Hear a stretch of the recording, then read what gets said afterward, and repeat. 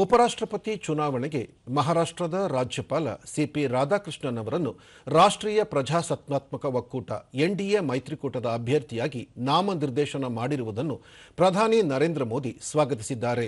ರಾಧಾಕೃಷ್ಣನ್ ಅವರು ತಮ್ಮ ದೀರ್ಘಾವಧಿಯ ಸಾರ್ವಜನಿಕ ಜೀವನದಲ್ಲಿ ಸಮರ್ಪಣೆ, ನಮ್ರತೆ ಮತ್ತು ಬುದ್ಧಿಶಕ್ತಿಯ ಮೂಲಕ ತಮ್ಮನ್ನು ತಾವು ಗುರುತಿಸಿಕೊಂಡಿದ್ದಾರೆ ಎಂದು ಸಾಮಾಜಿಕ ಮಾಧ್ಯಮ ಪೋಸ್ಟ್ನಲ್ಲಿ ತಿಳಿಸಿದ್ದಾರೆ. ರಾಧಾಕೃಷ್ಣನ್ ಅವರು ವಿವಿಧ ಹುದ್ದೆಗಳಲ್ಲಿ ಸದಾ ಸಮುದಾಯದ ಸೇವೆ ಮತ್ತು ಅಂಚಿನಲ್ಲಿರುವವರ ಸಬಲೀಕರಣದ ಬಗ್ಗೆ ಗಮನ ಹರಿಸಿದ್ದಾರೆ. ತಮಿಳುನಾಡಿನ ಅವರು ತಳಮಟ್ಟದಿಂದ ಉತ್ತಮವಾದ ಕೆಲಸಗಳನ್ನು ಮಾಡಿಕೊಂಡು ಬಂದಿದ್ದು, ವಿವಿಧ ರಾಜ್ಯಗಳ ಸಂಸದರಾಗಿ ಮತ್ತು ರಾಜ್ಯಪಾಲರಾಗಿ ಸೇವೆ ಸಲ್ಲಿಸುವ ಮೂಲಕ ಹೆಚ್ಚು ಅನುಭವ ಹೊಂದಿದ್ದಾರೆ ಎಂದು ಹೇಳಿದ್ದಾರೆ. ರಾಜ್ಯಪಾಲರ ಅವಧಿಯಲ್ಲಿ ಅವರು ಸಾಮಾನ್ಯ ನಾಗರಿಕರು ಎದುರಿಸುವ ಸವಾಲುಗಳನ್ನು ಪರಿಹರಿಸುವತ್ತ ಗಮನ ಹರಿಸಿದ್ದಾರೆ. ಶಾಸಕಾಂಗ ಮತ್ತು ಸಾಂವಿಧಾನಿಕ ವಿಷಯಗಳ ಬಗ್ಗೆ ಅವರಿಗೆ ಅಪಾರ ಜ್ಞಾನವಿದ್ದು, ಒಬ್ಬ ಸ್ಫೂರ್ತಿದಾಯಕ ಉಪರಾಷ್ಟ್ರಪತಿಯಾಗಲಿದ್ದಾರೆ ಎಂಬ ವಿಶ್ವಾಸವನ್ನು ಪ್ರಧಾನಿ ಅವರು ವ್ಯಕ್ತಪಡಿಸಿದ್ದಾರೆ.